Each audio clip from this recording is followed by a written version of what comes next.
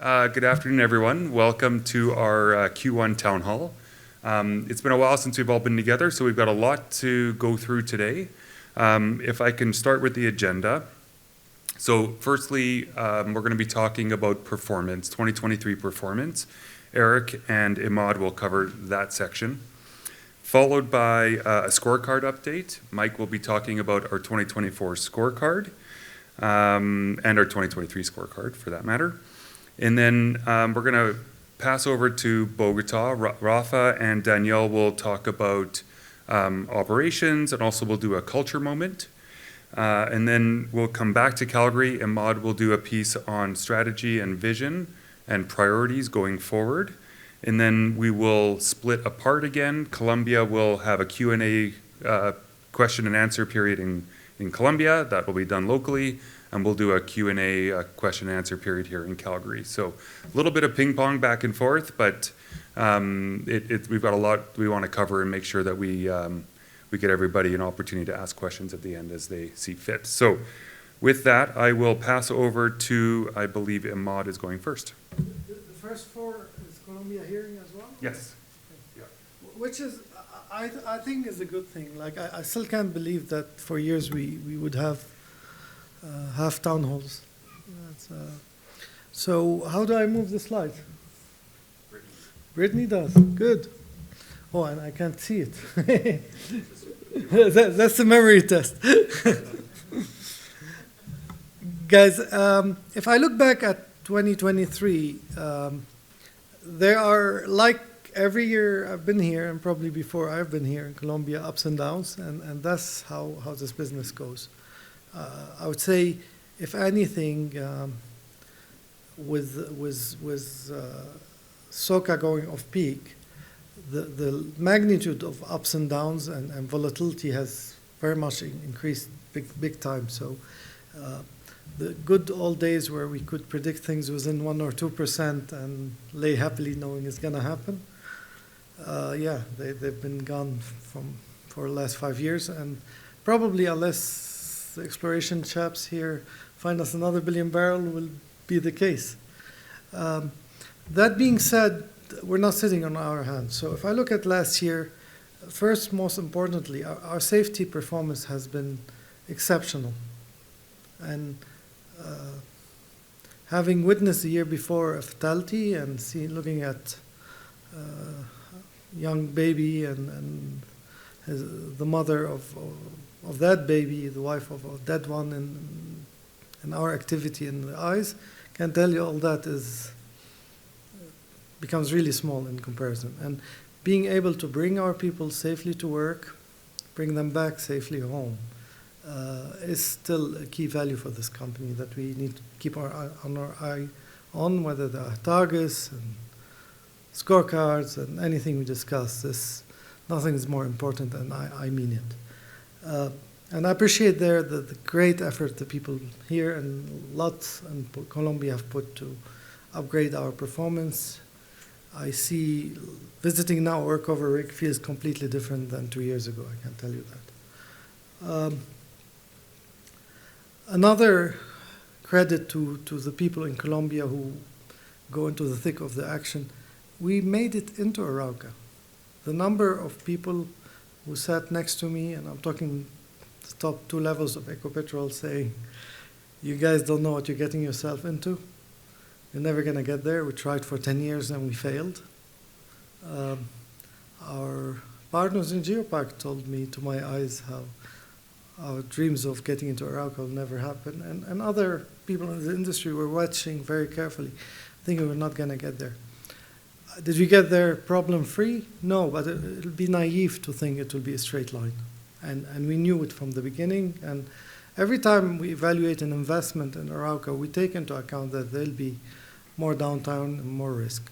In fact, if you just look at the financial metrics, we'll have 5 rigs in Arauca and nothing else happening now. So there's a reason why we spread our investment the way we do it, both to manage risk, but also because that's a fantastic opportunity. And people went there, managed to get the access, managed to negotiate the deals. When we did get stopped again this year, They managed to negotiate a very nice framework that will give us a bit more visibility on the future, got the flow lines in. And the drillers drilled. They drilled the longest well in the history of Colombia. And the explorationists found oil. I mean, when was the last time we added 4 million from a discovery? 3 years ago, 4 years ago? Yeah? Like 4 million barrels is infinitely more than zero, yeah? So kudos to that. Our production, driven by the use of technology, horizontals, a bit more risk reward, tolerance, has been growing for the last 3 years, and last year wasn't an exception. Like, I was talking to Eric about how we would drill blind to extend a Cabestero or try to find what the edge is. And some of the drilling we're doing now are at the limit of what seismic tolerates. You go down 30 feet and your Mirador disappears, and you go up 30 feet and you're rich. But what I look at is the overall performance, the average. Doesn't make money to the company on average with the ups and downs. And the answer is yes. It makes lots of money, makes lots of production, small e is great. Does that mean you'll be right every time? I guarantee you no. And I would celebrate the people who took the shot, whether they're right or wrong. Because in general, they're not wrong 10 times in a row, yeah? And without being wrong once and twice, you will not have the third one as a success or the fourth one as a success. And that's been small e, the exploitation in Sinsan, stuff like that, is 7,000 to 8,000 barrels today out of our 54. Very limited capex required. That absolute production growth gives us optionality. It means not only we managed to reduce the SOCA decline, compensate for it and grow, but also we're getting more free cash flow. We're having the money to invest in riskier exploration or more difficult areas like foothills or like Arauca, and we're having the money to build the infrastructure for the future. And we've done, I would say we're 3/4 of the road there when I look at how much capex and facilities, water flood, you name it, we put in egress to allow us to grow and increase our capital efficiency. And we're doing all that while giving shareholders 1/3 of the total cash we're generating, which is not free cash flow from operations. Another achievement for last year, I know lots of you have been working behind the scenes to get that MOU with Ecopetrol to progress. I say this is the crown jewel of volumes in Colombia by any stretch. Onshore Colombia, nothing comes close. And this is where people like BP came in, drilled Cuchiana, Cupiagua, peaked at 450,000 barrels a day from these fields. That's the trend we're after. It's a trend where people drilled the top of the trend, the bottom of the trend. The government decided to tax the gas at 100%, and civil war didn't help, and it was left like that. Now we're back in. We're having normal tax regimes. We have faith in our team to be able to access stuff, and again, not in a straight line, and that zigzag. And Ecopetrol, the government, is trusting us to operate everything. I don't know if you guys realize that. I worked across the world. I've never seen a national oil company looking at a minnow who's 10 times smaller and say, you know what, this is our most prized asset. This is the future of the gas in the country. This is politically important. This is financially important. And we trust you to operate it better than we trust ourselves. Not a single time they said, give us operatorship here. This is really witnesses the track record of this company in Colombia. You need to be proud of that. And I think we told the board, we think in the next 3 months or so, we should be able to finalize that deal and get on with it. And that will create, high grade our portfolio. I don't think we'll spend more money on exploration. I think we'll shift the spend from areas which had lower chance or lower bang per buck to areas which have more chance per buck. Big E will still be within the $50 million limit we told investors. In terms of challenges, the production didn't meet our expectation. And if I think about it, every year in the last 3 years, we've been promising 12% growth, and you ended up on an average of 8% growth, absolute, per year.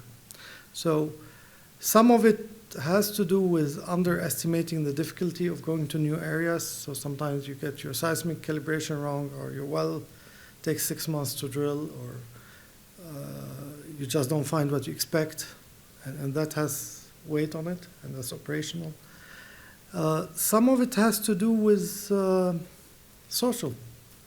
Like, the reality is we do not guide for extreme social.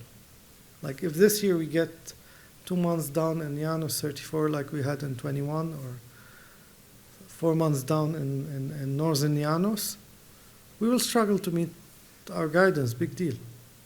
There's no way you can take these black swan events and say, this is my expectations forever, because it is a black swan event. So there's luck, and there's stuff in our control. I'd invite this people here and in Colombia to focus on what's within your control. We're transparent. We tell the board and the investors, in fact, that we have a range, but unexpected things happen in Colombia that you cannot control. What can we do here is more cost control, better planning for the wells, take the time to analyze the data, look at multiple realizations, as somebody tells me, of a seismic interpretation instead of one, instead of the most recent model. Look at how can we de-risk this stuff, and keep looking at opportunities to diversify. You see me sometimes fighting tooth and nail for a small pimple in the Llanos area. It's because I'm not comparing to the other small pimple next to it. I'm comparing to taking that money and putting it in foothills, or putting it in Arauca, and guess what? That scares me even more. and trying to balance out the whole portfolio and increase the exposure to some areas versus others is as much a strategic decision as it is a technical one or financial one. So keep looking at all these small E that Ian, Eric, and their teams are looking for. They're crucial. Let's make sure we don't have runaway wells, if we can, or reduce the number of that. What we're doing also is we're going more and more into 50-50 partnerships, so while it's not 100% ours, that gives you more shots with the same money. Reserves replacement. You'll hear more from Eric on that. This year we replaced the PDP fully, which is good, because that's, I would say, the next 3 years should be okay. We didn't replace it 2P. In fact, we wrote down and cleaned up some of the 2P. And that means that if we spend the next 7-8 years and we don't find anything, we'll decline a lot. Guess what? This is conventional oil and gas for you. And the way I look at it is, I look at it as a 3-year cycle. Big E, 2 hits a year. We had 1 good hit and 1 dry well. Doesn't mean your average portfolio will be 50%. Yeah? You need to look at 3 years rolling average, drill your 7 or 8 big E wells, and see how it adds up. I have conviction we'll, on average, get there, but our business became more lumpy. Even when you make the discovery, it takes you time to delineate it and identify it and test it, and might not show up until a year or 2 later. So it is a long-term thing. Half of the reserves will come from small E and technology. The other half is a longer-term game. If we get lucky, we get the big discoveries early. If we don't get lucky, then we get it late. And if we're useless, we never get the discovery. So that's a bit the level there. That's a challenge. Explaining conventional exploration and reserve replacement to markets used to only unconventionals and industrial type drill, complete is tough, but I know that Mike and his team are doing their best to explain where we're coming from, and we're all there to support. Capital discipline, that goes hand in hand with not, like, if I look at Arauca 15 and Vim 43, that's $100 million or $110 million total. That should have been 50. That kind of hits not only on production but on cost is just tremendous. Yeah, it's very hard to recover from that, whatever you do anywhere else.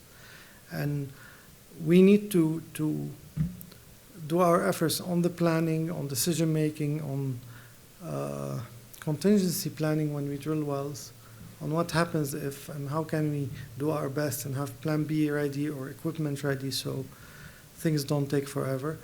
The reality is, though, there will be some of that from time to time when you are in a new area, and we're learning. And this learning curve between Arauca 15 and Arauca 8 is big, and we need to continue that going forward.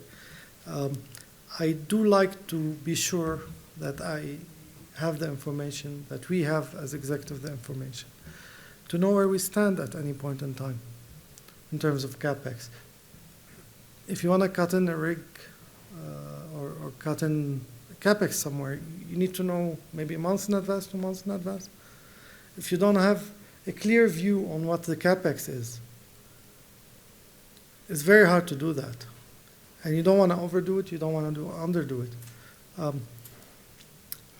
Sometimes people keep the capital until the last minute of the year in their budget because they say, oh, I don't want to lose it. That hurts.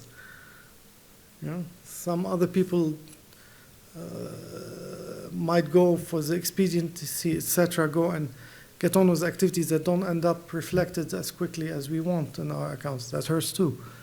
So the flow of information, real P50 numbers, transparency about it is crucial to our credibility and ability to make decisions to deal with uncertainty we're living with.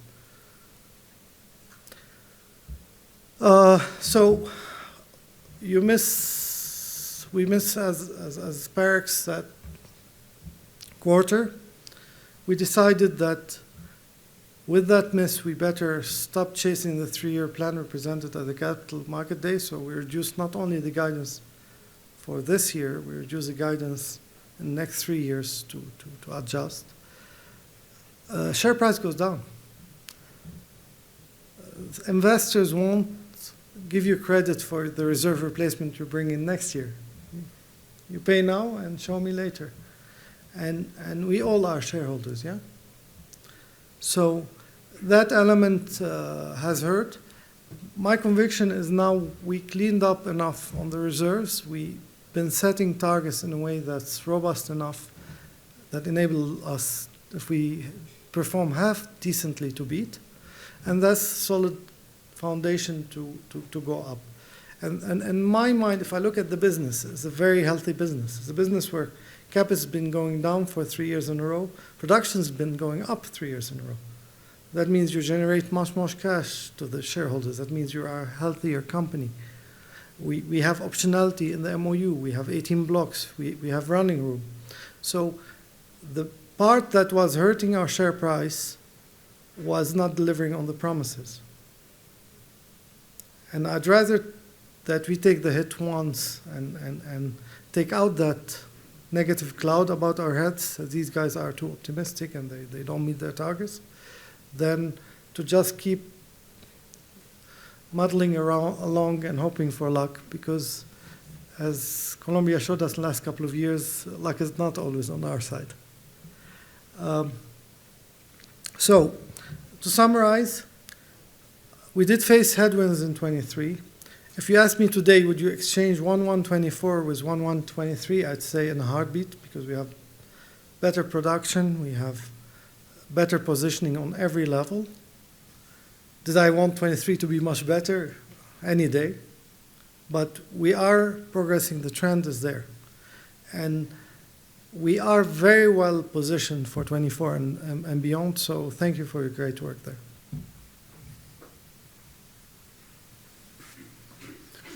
Guess next slide. Who's controlling Brittany? Oh, there it is. Oh, it's in front of me. Wow.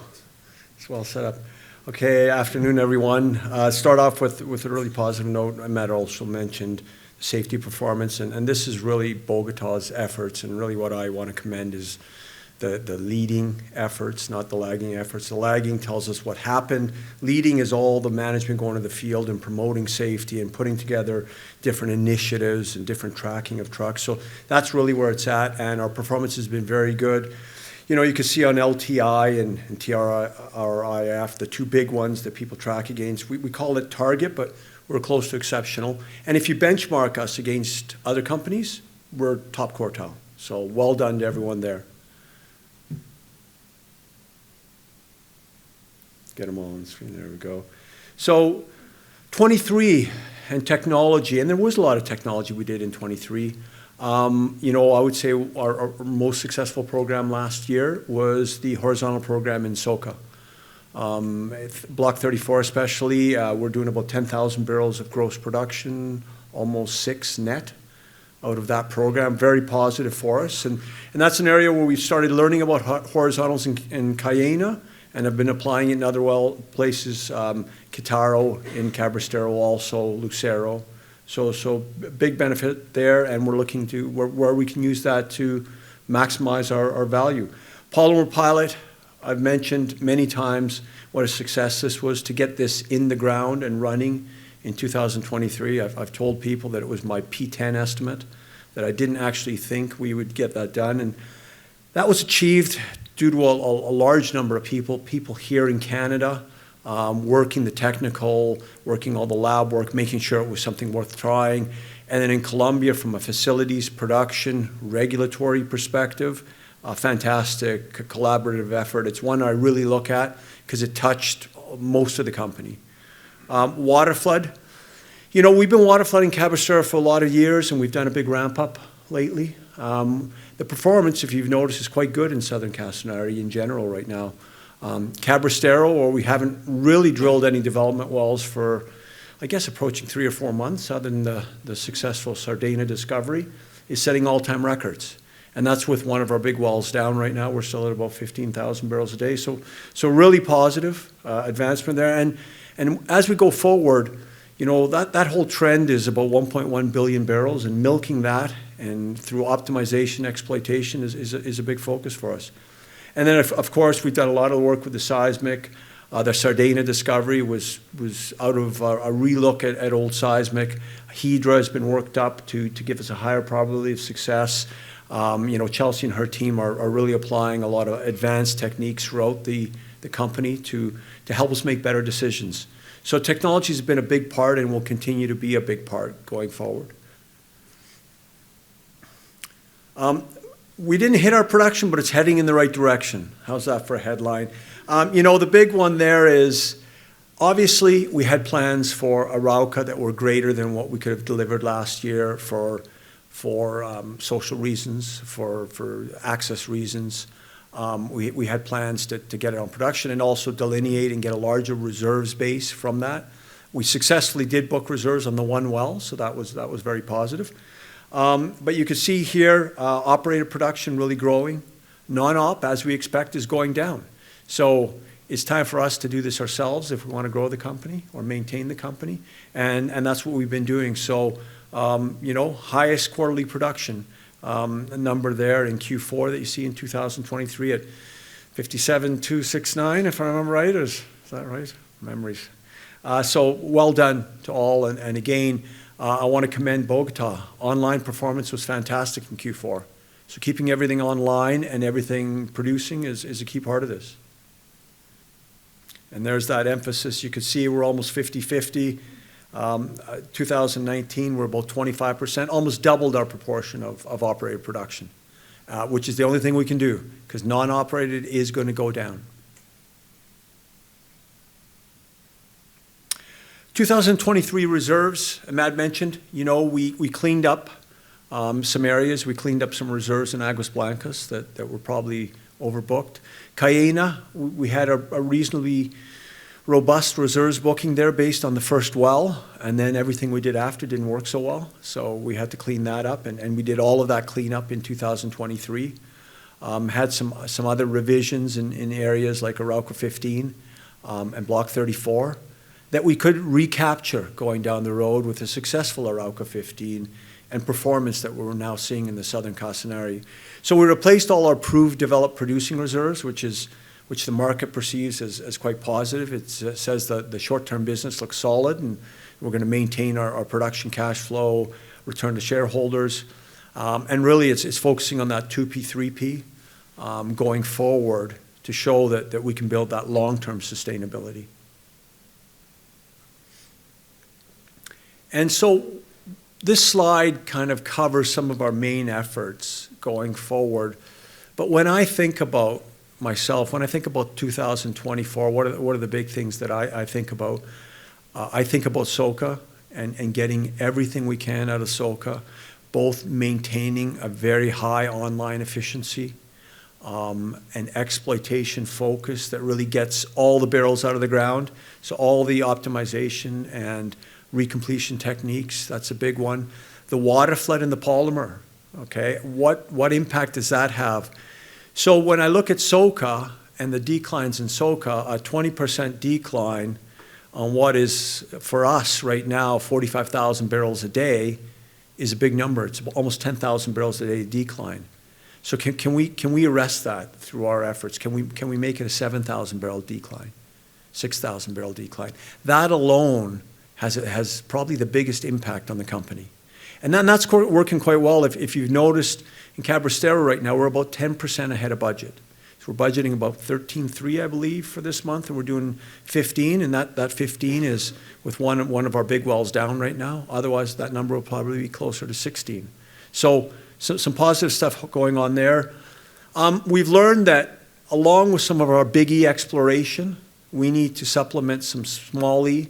Sardana, Sardana's already paid out as well, still producing 800 barrels a day, making lots of cash for us. How can we do more of those? How can we be in a position by Q3, Q4 2024 to have 10 of these ready to go for 2025?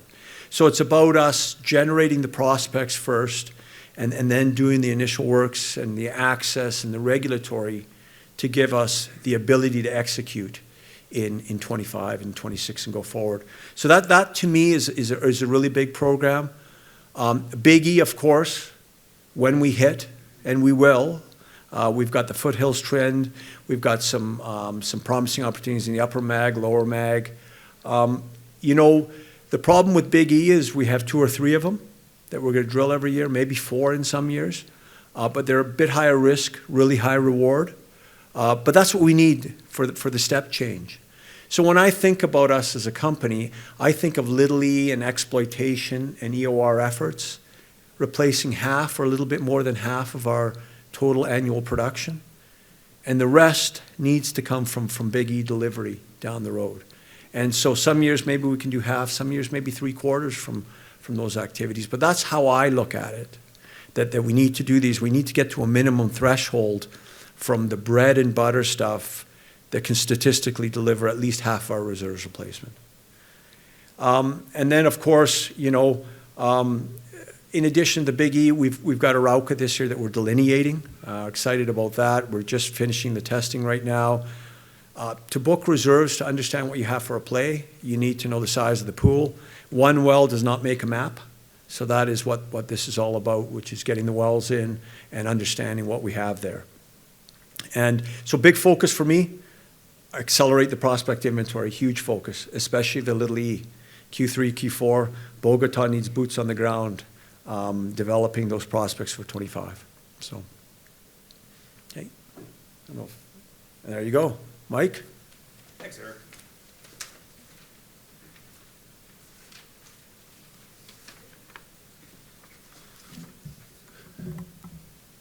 Well, actually, I did want to jump right into it.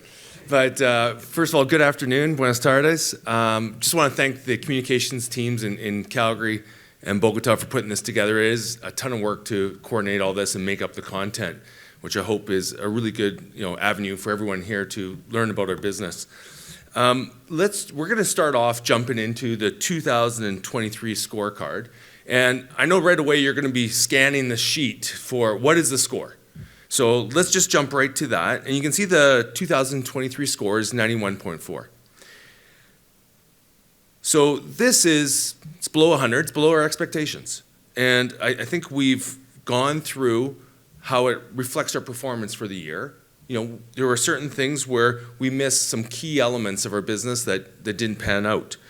Now, if I go and group the green boxes, you can see that on the right-hand side. I think you can see that safety, ESG, strategic milestones in technology had excellent results. This is important because it builds our foundation. It builds our capabilities for future growth and future delivery of really critical assets that we're going to be working through our system over the next 5 years. Now, if we focus on the areas where we didn't achieve our budget, is really related to the fundamental E&P elements. I look at production, I look at reserves, I look at our profitability, the recycle ratio, our capital discipline.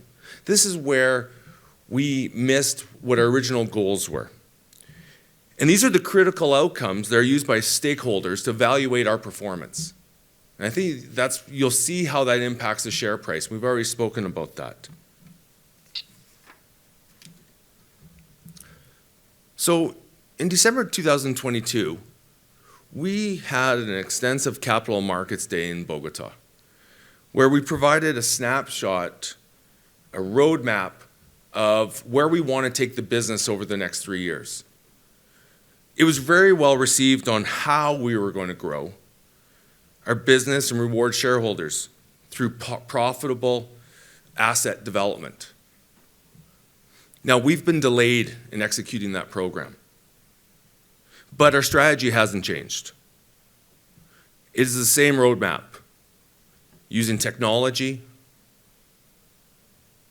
growing a gas business, and exploration, that we can build a sustainable and profitable Colombian E&P.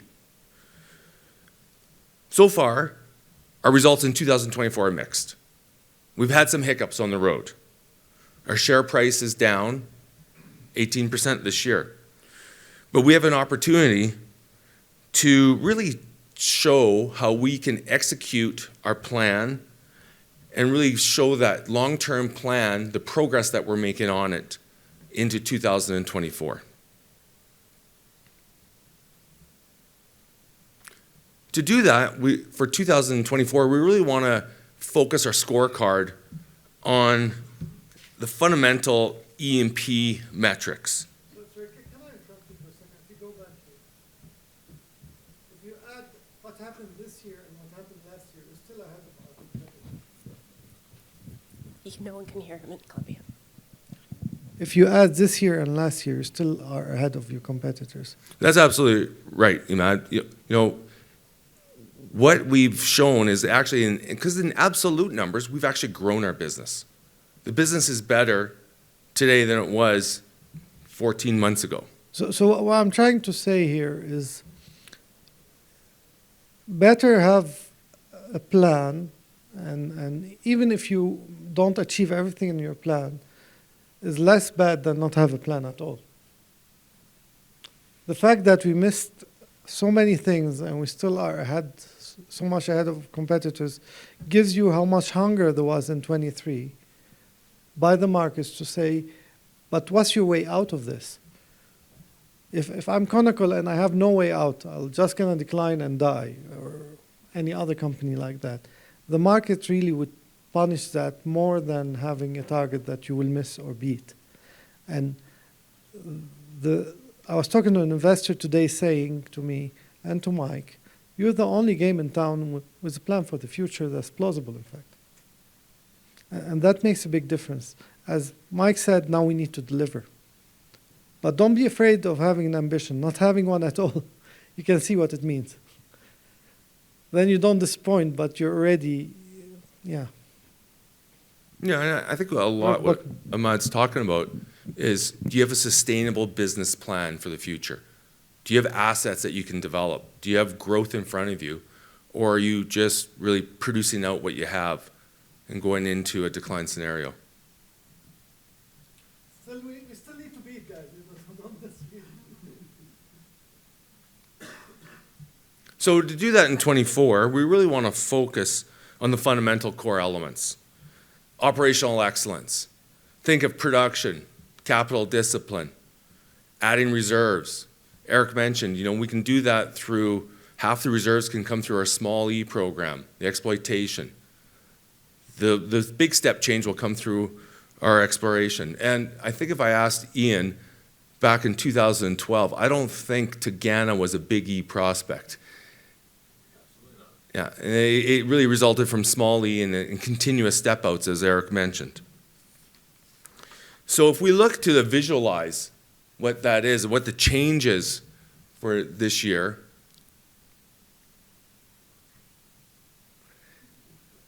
this is how 2023 changes to 2024. We just learned what this is. This is called the tree map, if you're ever looking in Excel. And we wanted to do this to really emphasize, if you look at the base operations, that light green, how is that changing as we move into 2024? Production, CapEx, reserves, a lot more emphasis on that. Safety, and I'll say the ESG component, safety, social. It's actually, larger, put it together, but we really want to make sure that we can deliver what our budget is. And when I look at that, so this slide, the next slide, really shows those key elements, and this shouldn't be a surprise to the people in the room. They're really tracking what our budget and guidance are externally. And, the keys are 57,000 barrels a day for our production as an average. Our CapEx budget of $400 million, adding reserves, recycle ratio, that's been, adding profitable barrels, and then having some milestones with less of an emphasis. Now, I just want to give you a view when we look at the production aspect, to give you some confidence of these goals are achievable. We've created headroom in our planning process for events like a shutdown in Arauca or other events that we will incur throughout the year as we operate in Colombia.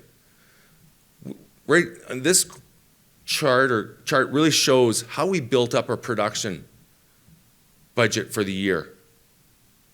We do it bottoms up, and then we have some contingencies, knowing that not everything will work throughout the year. We'll have challenges, and that gets us to our budget number.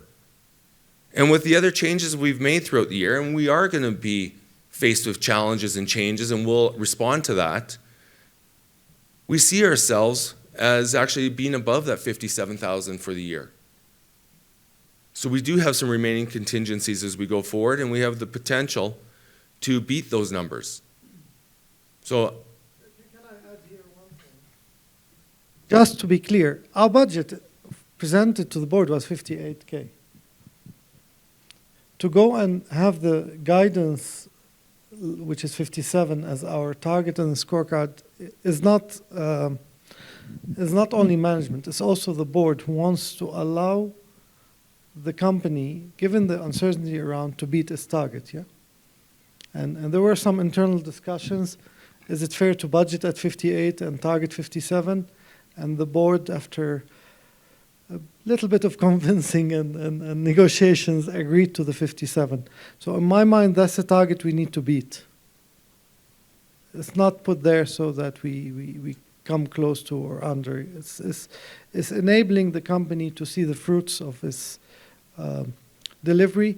And I don't know if Mike can talk about it, but there'll be also disproportionate reward if we beat it by a lot. what Ahmad's referring to is really in the scorecard, we've moved the maximum, or if you think of the HR, the exceptional performance, from 150% payout to 200%. Really trying to motivate us on those core elements. How can we beat these numbers? And, I guess in closing, I want to say we have a plan that's achievable.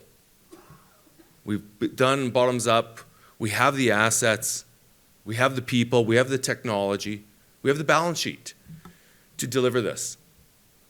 So I'm confident we're going to have success in 2024, and we'll see a corresponding share price increase as we're recognized for what we can do in Colombia and how we're building a sustainable future. Thank you.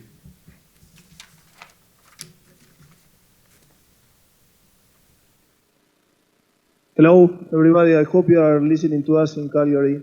We're starting here. We'll do this part in English, but you hear the translation in Bogota. So, well, hello, everybody. Hello, Rafa.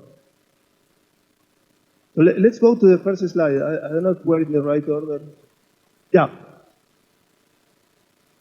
Okay, so this is just a catch-up of what happened recently in Arauca and Capachos. So you all recall that on January 22nd, there was a forced entry into one of our pads in Arauca field. Basically, it was taken over by people from the territory. And I think the initially what I would, how can I say, recognize and congratulate our people is the initial reaction, because when somebody enters a pad in the middle of the night in an area that is known for security concerns, our people reacted properly and didn't allow the situation to escalate. So I know it's not nice. It wasn't nice for us, but I can only feel I can only sympathize with our people in the field for being there in those first few moments facing a very tough situation, probably something that maybe some of us have never faced in our lives. When somebody enters your place of work, basically tells you that you have to leave. Luckily, it was somehow we were still protected by the armed forces, and they were looking at the situation, making sure it didn't escalate as well. But of course, for our people in the field, it was something awful. So again, I want to send my huge, abrazo for our people in the field who are listening to us at this time for the town hall. But then after that, our people were safely evacuated to the other pad, and over the next couple of days, we flew them out of the area. That triggered that our team, we had to put the team together that would be kind of the face to carry out the discussions and the negotiations on the ground. It's on the next slide, the picture, but basically what we did is our team went out there together with the government, and initially the government was represented by certain key members like the Vice Minister of Interior and the President of the ANH, so we had lots of support. The government did make their offers, and then the remaining, issues were basically left for the company to resolve with the people that were blockading our operations. And again, the team worked clearly as, a one Parex mindset, and it was quite resilient to do a number of trips to Saravena and basically work out a solution that would be beneficial for the company but also for the people in the territory. Probably we achieved two main things. The first one was that after the blockades, we reached agreement how we were going to connect the wells to the facility, which for us that work in the oil business is kind of 101. We cannot produce the wells if we cannot connect them to the central facility, but that was a big win in the territory. And probably the other part that was our commitment to the area, which in the end was agreed in the form of us co-financing together with the Minister of Mines and Energy, the expansion of the gas network for the cities of Tame and Saravena, which we thought was a very creative solution because it sounds like we are investing in our own business and how to create more synergies between the communities that surround our project and our operation. So at the end of the day, I think that was a very good outcome. If we can go to the next one. Yeah, I think that's a picture of, group of people that were sent from Bogota. They were all sent with a smile. And there are some that are not there, but Juan Camilo, our lawyer, Carlos Moya, there were other people involved in the process. I went out there many times until we had a solution with the communities. So I think this reflects on two cultural behaviors. which is one mindset. Clearly, the whole team was aligned on what we need to achieve, and there was no need to remind that our counterpart was outside of the camp. Was the team working naturally with one clear objective in mind, and of course, it was a process that brought down people. It worked against our mood and our intentions to resolve it. But I think the word resilient is probably the one that more resonates with how the team performed. Against all odds, the team went out there and find a successful solution and a creative one to be able to move forward and have a sustainable business in Arauca. Now I'll pass over to Rafa, who will show us another example of how we create a sustainable business. Good afternoon. For me, it's a pleasure today to introduce and to present a project that a group of people of this company designed to sort out a recurrent crisis that the Araucan people lived through all this year. We're talking about 350,000 people that had to go year after year and suffer the floods that the rainy season could bring once or twice per year. When I say floods, it means that people lost their crops, some of the roads, part of the towns, and sometimes part of the housing. So this was really a crisis. And this has gone over the years with no real solution for the governments, different governments, not only this one, all the past governments. So finally, one day they got fed up, and last year they said enough. And they stopped the whole department, they blocked the whole department for everyone, and said somebody has to help us and to get out of this misery. So there was no solution again. And we came up with our teams. They designed a project in less than a month and put it out to the government to put it via work for taxes. This had not been done before. And it was the first time that we brought work for taxes to bring this aid. The aid was basically for bringing heavy equipment, construction equipment, for each one of them, or most of the municipalities, so that they could work the solution to manage the floods, rebuild the roads, and rebuild the damages, and prevent for the next years. This is a $20 million project, or it was designed for a $20 million project, which it was the single largest work for taxes project that had ever been awarded. The government, of course, was delighted to approve it because they were helpless and they needed that solution to come. So it was a win-win for just anyone and everybody. Afterwards, and I'm not going to say much more because we're going to see it in a video, but afterwards, our teams decided to work in a best value solution. Not just to spend the money, but to do it to obtain the best value. And because of that, we're probably going to save the government, because this is government's money, save between 10 and 15% of the project, because we went with clever commercial solutions directly with manufacturers and worked the right deals with the right equipment for the solution. So this is something that shows how we work. I mean, we're clever, innovation, we are conscientious of money, and we bring best value. And especially we brought in together central government, regional government, the people, and of course, our ability to put deals together. So I want to just thank all the teams that were led by Angela and Moya. But here we have finance, legal, supply, tax. I mean, everybody putting their heads together to make this happen. So thank you for the teams, and I'll leave you with a video which is will explain by itself. So if you can help us with a video.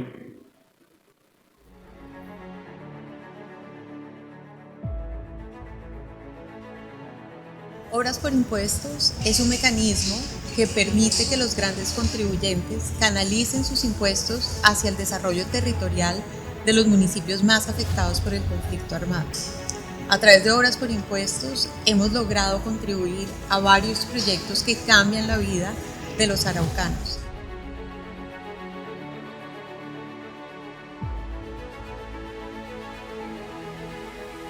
Bueno, el proyecto tiene un costo de 84.640 millones de pesos para la compra de 5 bancos de maquinaria.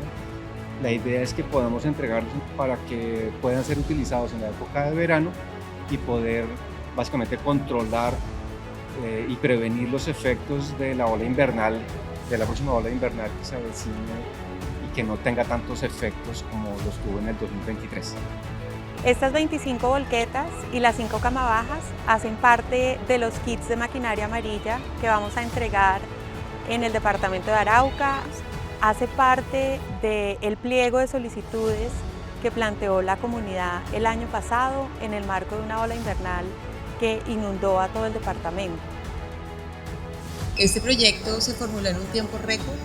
Es el resultado del trabajo en equipo que hemos hecho con el Gobierno Nacional, la Unidad Nacional de Gestión de Riesgos y Desastres, la RT, el DNP, cada una de las 5 alcaldías y la Gobernación, y por supuesto Parex como articulador privado, para lograr que el proyecto en menos de un mes quedara registrado, fuera solicitado y en este momento estemos ya entregando maquinaria.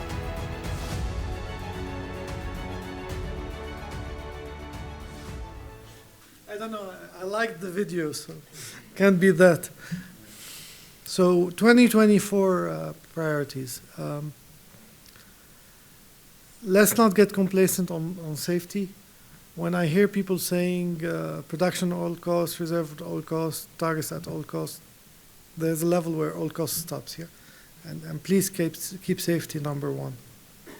That's unsaid sometimes, but we should keep reminding ourselves of it, especially the people on the ground in Colombia.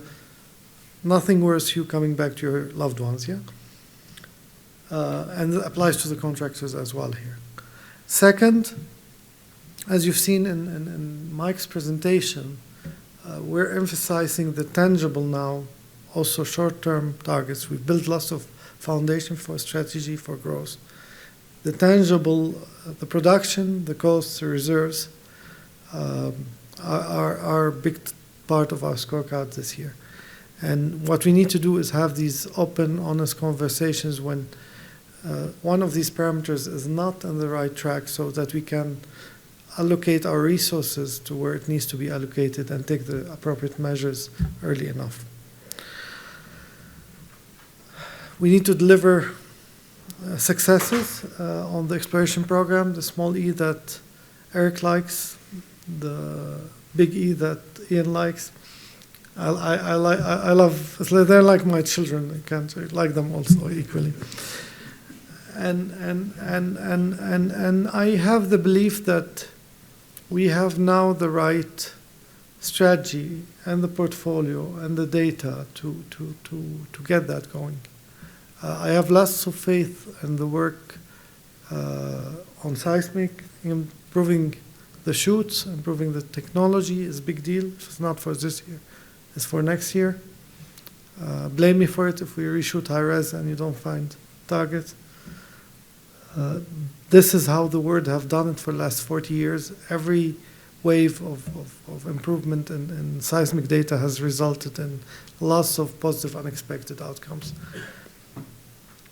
So strategically, keep working on the MOU. I'm looking at the teams in Colombia. I'm looking at the teams here to get that across the finish line. Better a good deal than no deal, and get that to work here. The level of upside in the MOU deal is really hard for people to even imagine. This is what can make us overnight a 150 or 200,000 barrel company. Targets like that exist maybe in East Africa still, of deep water offshore, with that kind of risk reward. They used to exist in Guyana. I think the easy ones have been drilled now. And they cost 200 million a while when you drill them deep water offshore. And we have a bunch of them there. So this is transformative by any measure, and I'm looking forward to get that going. Technology, you cannot unlearn technology. Once you learn horizontals, First time is tough, second time is easier, third time is like, why are we drilling a vertical here? And that applies to other technologies that the rest of the world has mastered, and we need to get going. I appreciate the efforts you're doing on polymer. I appreciate the efforts you're doing on drilling techniques, on seismic, you name it. Let's not stop that momentum. I'm in general a very bad listener. That's what my family says. Now, I'd like you to test me with some high reward, risky new technology, new innovation idea, and see whether I can listen to you or not. Whatever you need help with, you'll see, you'll get a much better response than when it's about why it's so difficult. And then,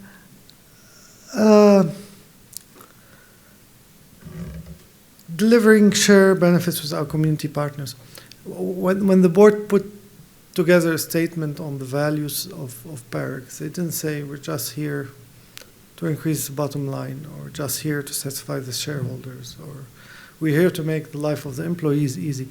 There's a set of stakeholders, partners, government, communities in Colombia.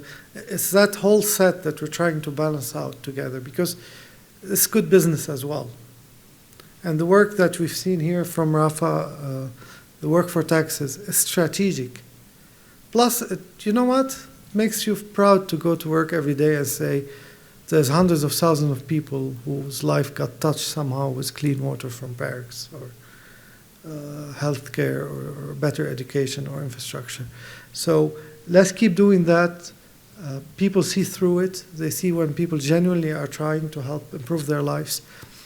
What we are doing at the end of the day as a company is give people control of their destiny, option to have better lives for themselves and their families, whether here or in Colombia, by creating a thriving company. And if the spreadsheet says sucking out money out of the company and let it die in 5 years is more profitable, I still have no interest in that. We have ways to make this company grow, thrive, succeed. We have the portfolio, we have the people. We have fantastic support from the board. We had this session with the board last week, fully behind us, fully behind the strategy. They understand the risk, they understand the downside, they understand how tough it is, and how there will be disappointments along the way, but they also see the size of the prize, and they believe in us. So let's keep doing that. These are my priorities for 24, and I hope you share the same priorities. In terms of strategy, people say, oh, we had a bad quarter, let's change the strategy. The reality is we have a very robust strategy, and there's no, to my knowledge, obvious alternative to work on things like technology. Should we forget that? Or we have all that gas play coming to us. Do we just give it back? Exploration, there's no company, conventional companies, that can survive without exploration. Yeah. So these three pillars will stay there. There'll be changes on tactics. You'll have some capital allocation decisions to be made between geographies, between products, between risk reward. We dropped a lot of the very high risk exploration targets, which don't have obvious closure, and prioritized other ones, to be able to balance the short-term growth with long-term requirements. Yeah? So these decisions are made on a daily basis, and they are reviewed in our budget cycle or long-term plan. But the direction didn't change. We are going to grow this company with a solid baseline in the next 2 or 3 years. We have what it takes. And we will always buy ourselves that risk for disproportionate jump, that chance of going a step change through the big E. And we're doing that while looking at partners. M&A is a big deal too. And I see lots of you have spent lots of time trying to make deals work. We concentrate on Colombia only because that's where we have a competitive advantage. That's where we know best how to operate. Plus our currency, which is our shares in Parex. If you use our share to buy barrels in Brazil, you'll pay 3 times more. Maybe you get more barrels in Venezuela, but yeah. I don't want to go to jail. Every place has its own risk rewards. And one of the historic opportunities we're getting now is lots of exposure to ecopetrol assets. This window will not be open forever. I've been told it can last 1 month, can last 4 months, and might disappear for another 10 years. So I appreciate the work, all of you, the technical people, the BD people doing on trying to put these packages together. These can also be transformative. So that's our strategy. We're all behind it. The board was fully behind it in that session.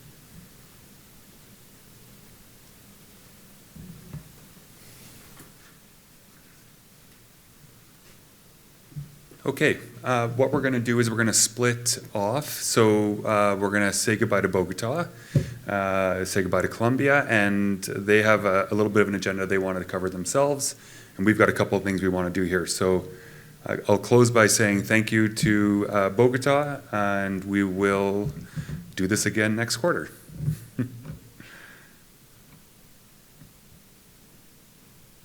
Okay, so a couple of infomercials. I'm selling George Foreman grills. I'm selling dehydrators. Is that what those things were? These are not related at all, but there's a couple of quick hits I want to just make sure that we go through. So everyone's favorite time of the year, goal setting. Not the stuff on the right of the slide, the stuff on the left of the slide. Goal setting is underway. We've seen the scorecard. It'll also be available on the reservoir. So if you need a reference point, please go check that out. So if you haven't started your goal setting, please do so over the next kind of week or so. That would be excellent if you can progress that. Don't forget, it's the conversation. This is not written in stone. Things can always change, but it's better to have something written that you can work from and evolve versus nothing at all. And then on the right-hand side, you'll see a couple of key dates that are, I think, relevant. So at the board meeting, we got, as you saw, the scorecard approved, the compensation program approved. Letters are going to be complete and out to leaders here imminently. So I'm going to be pushing leaders here as there is an offsite next week for our leaders. Please get those letters and have your conversations before you leave for the offsite. If you can, I would really appreciate that. Your team would really appreciate that, no pressure. But payments, bonus payments are being made on the next payroll, March 15th. Thank you to the HR team. Thank you to Kristen for getting all that managed for us. And then grants are also going to be made here shortly. So watch for that. And if you can go to the next slide, please. Another infomercial, very unrelated to what I was just talking about. Our corporate planning breakfast and learn is tomorrow at 9 a.m. Ryan and your team, I think, are hosting that one. We have really good attendance so far. What did you tell me, Brittany? 40? 30? 35-ish. So let's participate in that. I think these are great sessions just to get exposure to what's happening in other groups, but also learn more about different parts of the business. I think that's really great. So thanks for preparing. I know there's lots going on, and I appreciate you guys taking time to do that and help everybody learn more about what's happening in the corporate planning space.